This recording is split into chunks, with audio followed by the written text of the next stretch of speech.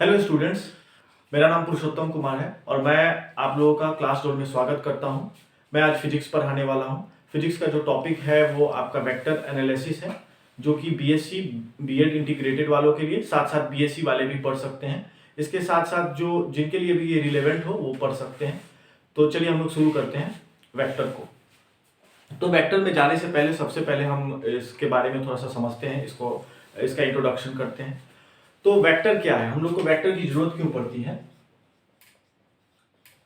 तो जैसा कि आप फिजिक्स में बहुत सारी क्वांटिटीज को देखे होंगे, जैसे कि मास, जैसे कि आप देखे होंगे फोर्स, और भी आप बहुत सारा देख सकते हैं, वॉल्यूम और एक्सेलरेशन। तो बहुत सारी अलग अलग क्वांटिटीज हैं जिसको हम लोग फिजिक्स में स्टडी करते हैं। तो इनकी स्टडी के कन्वीनियंस के लिए हम लोग इसको दो तरह के क्वांटिटीज में डिवाइड करते हैं, एक वेक्टर में और एक स्केलर में। तो हम लोग समझते हैं, इस एग्जांपल्स के थ्रू हम लोग समझते हैं कि क्या होता है वेक्टर और स्केलर क्या होता है। तो सबसे पहले एक एग्जांपल मैं लेता हूं कि आपका एक ब्लॉक रखा हुआ है आपके टेरेस पे और आपका एक फ्रेंड है जिसको आप बोलते हैं कि इस ब्लॉक पे फोर्स लगाने के लिए जो कि 10 न्यूटन का फोर्स लगाने, ठीक है। बट क्या है कि आपका फ्रेंड जो है ये फोर्स लगा दिया इस डायरेक्शन में, और आप चाहते थे कि ये ब्लॉक जो है ये इस तरफ आए, इस तरफ। बट आपका फ्रेंड जो है ये इस तरफ लगा दिया और ब्लॉक जो है वो नीचे चला। अब यहां अफसोस हो रहा है कि ये ब्लॉक जो है इधर चला। दैट मीन्स फोर्स जो है, आपने उसको बताया नहीं कि फोर्स किस डायरेक्शन में लगाना है। आपने बताया नहीं कि फोर्स किस डायरेक्शन में लगाना है, जिसकी वजह से वो ब्लॉक जो है नीचे चला गया। दैट मीन्स कि फोर्स को डिफाइन करने के लिए आपको एक डायरेक्शन भी देना पड़ेगा। तो फोर्स एक ऐसी क्वांटिटी हमें मिली जिसको डिफाइन करने के लिए हमको डायरेक्शन की जरूरत पड़ रही है, और उसका एक वैल्यू था 10 न्यूटन, जो कि मैग्नीट्यूड की तरह काम कर रहा था। दैट मीन्स वो मैग्नीट्यूड ही है। तो डायरेक्शन, फोर्स को डिफाइन के लिए डायरेक्शन और मैग्नीट्यूड दोनों की जरूरत हुई। अगर हम मास की बात करें, मास दैट मीन्स 1 kg और 2 kg और 3 kg। अगर आप ये कभी भी बोलते हैं अपने फ्रेंड को या किसी भी चीज को रिप्रेजेंट करते हैं, तो यहां पे आपको डायरेक्शन की जरूरत नहीं होती। डायरेक्शन नो, या फिर नो डायरेक्शन, तो डायरेक्शन की यहां पे जरूरत नहीं पड़ती है। बट बहुत सारी ऐसी फिजिकल क्वांटिटीज हैं, जैसे कि एक्सेलरेशन है, आपका डिस्प्लेसमेंट वन ऑफ देम एक ऐसा क्वांटिटी है जिसके पास डायरेक्शन भी होता है और मैग्नीट्यूड भी होता है। विदाउट डायरेक्शन आप इसको डिफाइन नहीं कर सकते। मास, वॉल्यूम, और भी आपको ये हो सकता है टेम्परेचर, बहुत सारे एग्जांपल्स। तो इस तरह जिनके पास केवल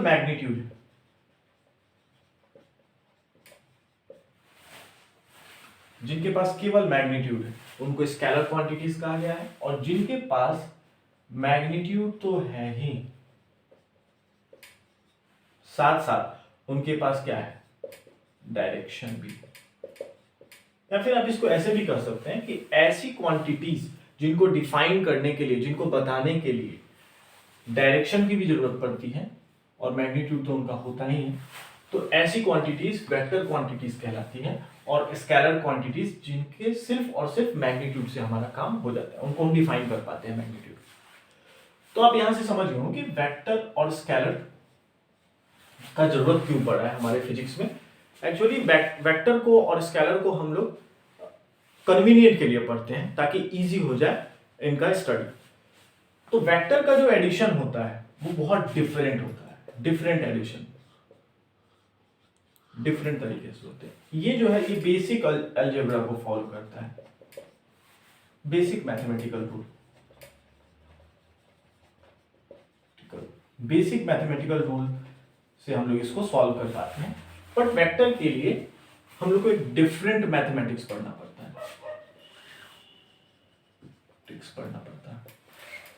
इसको सॉल्व करने के लिए।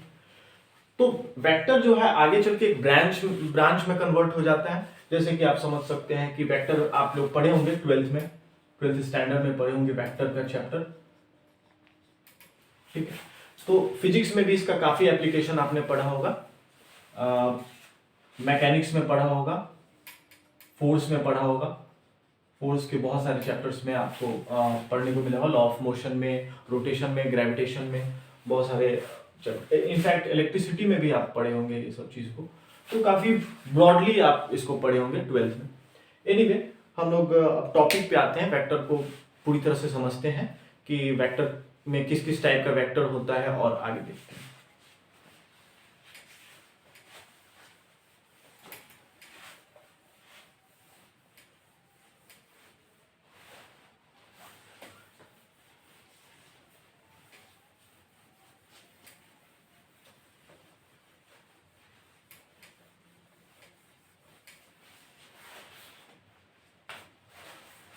जो हमारा सबसे पहला वेक्टर है वो है नल वेक्टर, नल वेक्टर या फिर जीरो वेक्टर। ये आपको टाइप्स ऑफ वेक्टर में बता रहा हूं, यहां पे मैं लिख रहा हूं types of vector, null vector या जीरो वेक्टर। ऐसा वेक्टर मान लीजिए कोई एग्जांपल के लिए कोई ए वेक्टर है, अगर इसका जो मैग्नीट्यूड है, दैट मींस इसका जो मैग्नीट्यूड है, अगर ये जो मैग्नीट्यूड है अगर जीरो आता है, दैट मींस ये क्या है, नल वेक्टर है, ये नल वेक्टर कहलाता है। अगर इसका मैग्नीट्यूड, इसका वैल्यू जो है वो अगर जीरो है तो ये नल वेक्टर या जीरो वेक्टर कहलाता है। दूसरा वेक्टर अगर हम देखते हैं तो वो हमारा कहलाता है इक्वल वेक्टर।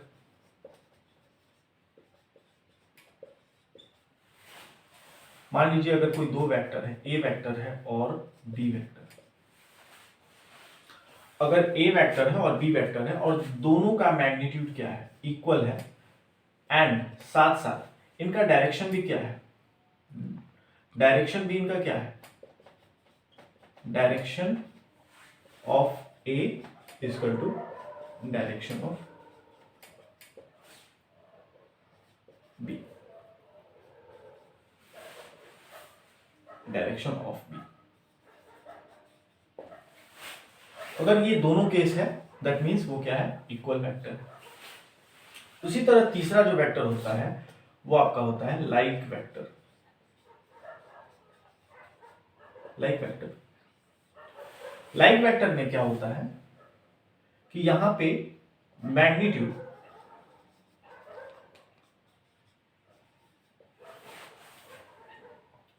इससे मतलब नहीं है, क्या क्या मैग्नीट्यूड है इससे मतलब नहीं है, यहां पे डायरेक्शन जो है,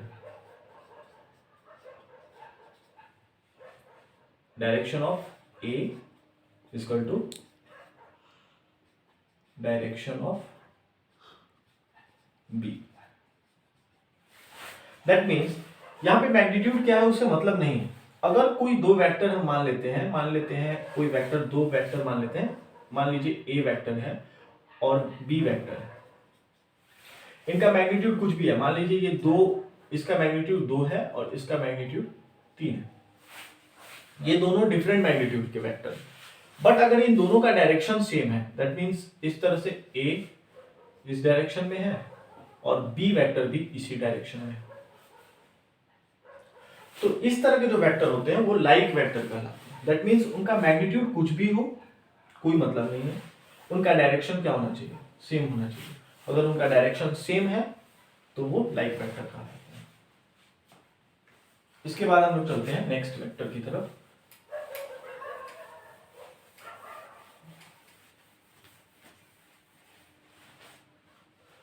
वो आपका कहलाता है यूनिट वेक्टर। बहुत इंपॉर्टेंट है, बहुत यूज होगा जब हम लोग डायरेक्शन फाइंड करेंगे, तो यूनिट वेक्टर का हम लोग भरपूर यूज करते हैं। 12th में भी आप लोग बहुत यूज किए होंगे इसको।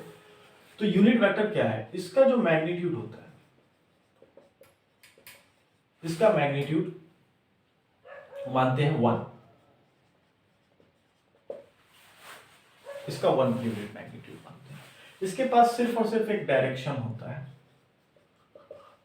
ठीक है, डायरेक्शन इसके पास सिर्फ होता है और इससे हम लोग डिफाइन करते हैं इसको। अगर हम लोग इसका फॉर्मूला देखें तो इसका जो फॉर्मूला होता है वो इस तरह से है, ये A cap vector A by magnitude A. इससे आप लोग भली भांति परिचित होंगे, पहले भी पढ़ चुके होंगे यूनिट वेक्टर के बारे में।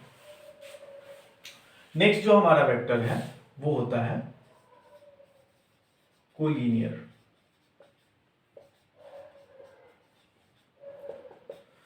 कोलिनियर वेक्टर, ये शायद 4th है और ये 5th मैंने बताया है, अगर गलत हो तो आप लोग करेक्ट कर लीजिएगा।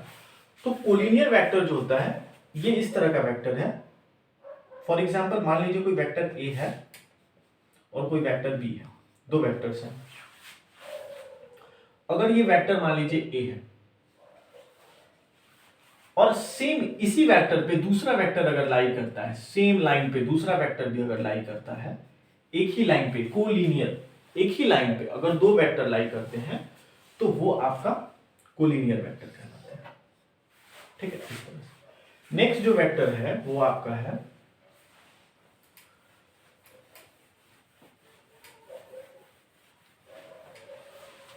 नेक्स्ट जो वेक्टर है वो आपका कहलाएगा coplanar. Coplanar vector. Coplanar vector मतलब क्या? मान लीजिए कोई दो वेक्टर है, वेक्टर ए है एंड वेक्टर बी, दो वेक्टर्स हैं।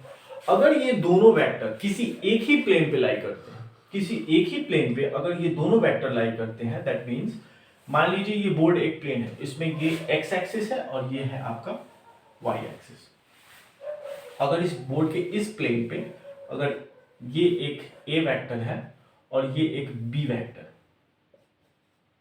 ठीक है, ये दोनों अगर इसी प्लेन पे लाई करते हैं तो ये कोप्लानर कहलाते हैं। एक ही प्लेन पे अगर कोई भी वेक्टर, कितने भी वेक्टर हो सकते हैं, ए बी हो सकते हैं एंड सी भी हो सकते हैं, सो ऑन,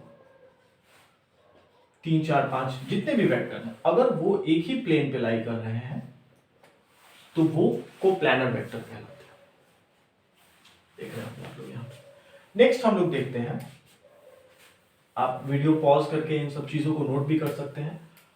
हालांकि यहां से आप लोगों का टॉपिक जो है स्टार्ट नहीं हो रहा है, ये बेसिक चीजें मैं बता रहा हूं जो ऑलरेडी आपने पढ़ रखा होगा 12th में, बट चूंकि आगे जो भी चीज मैं डिस्कस करूंगा उसके लिए ये काफी इंपॉर्टेंट है, तो हम लोग उसको बेसिक समझ रहे हैं।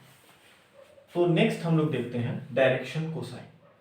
और डायरेक्शन कोसाइन जाने से पहले मैं रिप्रेजेंटेशन बताता हूं, वेक्टर का रिप्रेजेंटेशन। तो रिप्रेजेंटेशन अगर देखें, अगर हम देखें, वेक्टर देखें तो सिंपल ऐसा समझिए, मान लीजिए ये वेक्टर ए है, ठीक है, तो एक इसका एक्सिस, एक एक्स एक्सिस हो जाएगा, एक वाई एक्सिस हो जाएगा और एक जेड एक्सिस हो जाएगा, ठीक।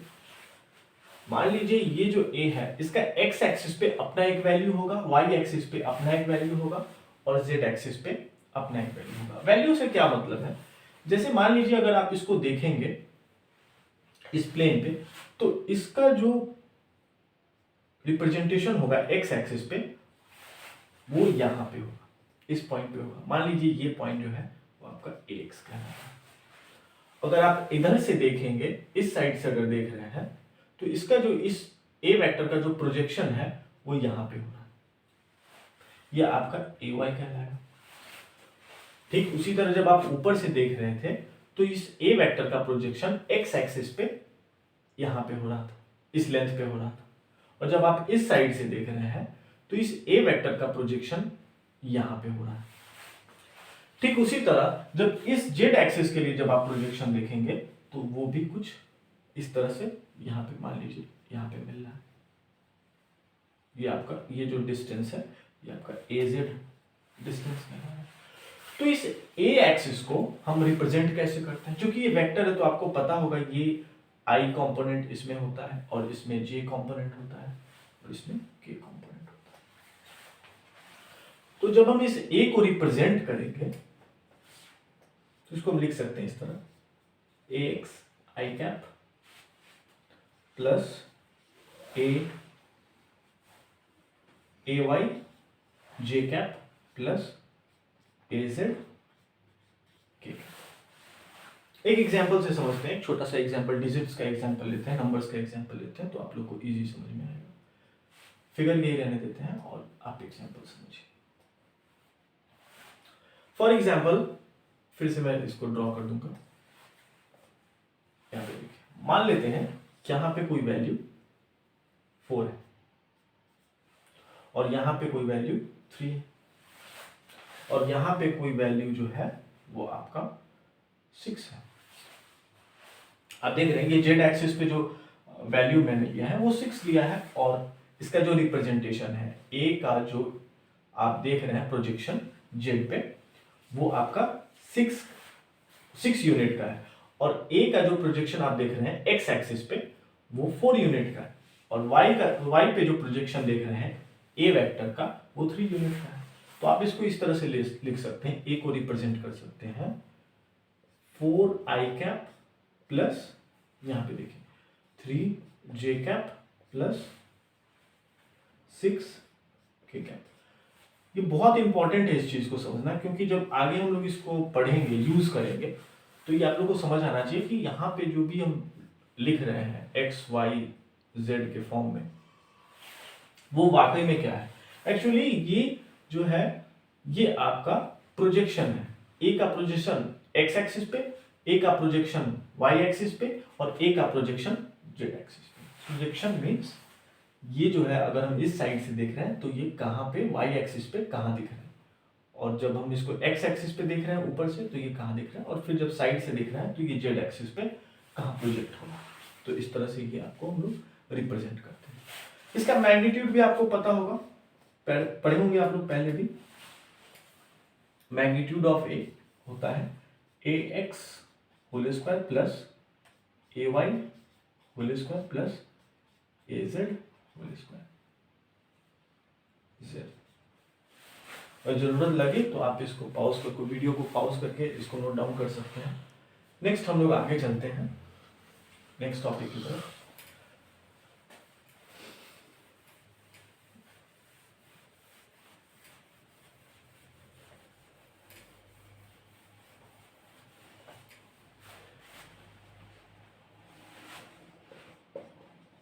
नेक्स्ट टॉपिक जो मैं बताने वाला हूँ वो डायरेक्शन कोसाइंस के बारे में है। डायरेक्शन कोसाइन के बारे में, तो डायरेक्शन कोसाइन क्या है आप लोग पहले भी पढ़ चुके होंगे डायरेक्शन कोसाइन के बारे में, लेकिन हम लोग यहाँ वेक्टर के टर्म में पढ़ेंगे डायरेक्शन कोसाइन के बारे में। तो फॉर एग्जांपल मान लीजिए यहाँ पे कोई वेक्टर ए है, तो एक एक्स एक्सिस हम लोग जनरली मान ही रहे हैं तभी से, एक वाई एक्सिस है और एक as usual Z axis, 3 axis हम ड्रॉ कर लिए। अब ये जो ए वेक्टर है आपका, ये तीनों एक्सिस के साथ कुछ ना कुछ एंगल बनाएगा। तो ये जो एंगल है, जो एक्स एक्सिस के साथ जो एंगल बनाएगा, मान लीजिए हम उसको अल्फा बोलते हैं, और जो वाई एक्सिस के साथ ये वेक्टर आपका वाई एक्सिस के साथ भी कुछ एंगल बनाएगा, उसको मान लीजिए हम बीटा बोलते हैं। और ये ए जो है वो जेड एक्सिस के साथ भी एक एंगल बनाएगा, उसको मान लीजिए हम लोग गामा बोलते हैं। ठीक है, वाई की तरह लग रहा हूं, गामा बोलते हैं। तो हम लोग इसको रिप्रेजेंट कैसे करते हैं, तो रिप्रेजेंट करते हैं ये जो कॉस अल्फा, ये हमारा डायरेक्शन कोसाइन होता है कॉस अल्फा। तो कॉस अल्फा जो है वो आपका कहलाता है, मान लीजिए इसका जो प्रोजेक्शन है वो ए एक्स है और वाई पे जो इसका प्रोजेक्शन है वो ए वाई है और जेड पे जो इसका प्रोजेक्शन है यहां पे वो ए जेड। तो इस तरह से इसको लिखते हैं ए अल्फा, ये जो अल्फा एंगल है ए के लिए ये लिखते हैं हम A x by root under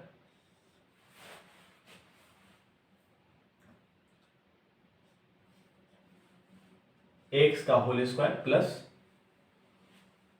A y का होल स्क्वायर प्लस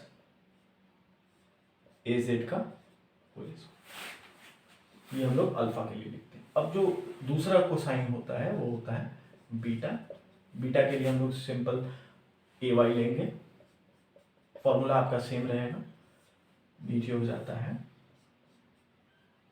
एक्स का whole square plus A y का whole square plus A z का होल स्क्वायर। पढ़ चुके होंगे आप लोग पहले।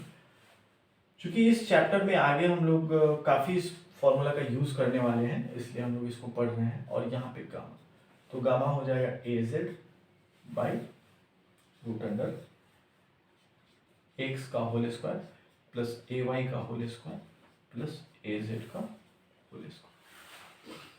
यहाँ तक आप समझ गए होंगे। आपको साइन फॉर्मूला जब पढ़े होंगे तो उसमें देखे होंगे, एक मिनट मैं ये पहले बता देता हूँ। ये जो है आपको मैंने बताया था अभी थोड़ी देर पहले, ये जो आपका मैग्नीट्यूड ऑफ ए है वो कहलाता है एक्स का whole square plus A y का whole square plus A z का होल स्क्वायर। तो क्या यहाँ पे सेम हमको दिख रहा है? तो हम इसको लिख सकते हैं इस तरह से, ए एक्स बाई मॉड ए। इसको भी लिख सकते हैं ए वाई बाई मॉड ए, और इसको भी लिख सकते हैं सिंपल में यहाँ पे ए जेड बाई मॉड। तो ये आप लोगों को समझ में सिंपली आप डायरेक्शन को साइन जब फॉर्मूला पढ़ रहे होंगे तो उस समय आपने देखा होगा कि इस तरह से होता है कॉस अल्फा का square plus cos square beta plus cos square gamma equal to 1। आपने पढ़ा होगा। उसी तरह इस कॉस को, इस कॉस बीटा को और इस कॉस गामा को हम लोग तीनों को डायरेक्शन को साइन बोलते हैं। तो आज के लिए इतना ही। आई होप आप लोगों को वीडियो पसंद आया होगा। अगर वीडियो पसंद आया है तो हमारे चैनल को लाइक करें, सब्सक्राइब करें। Thank you.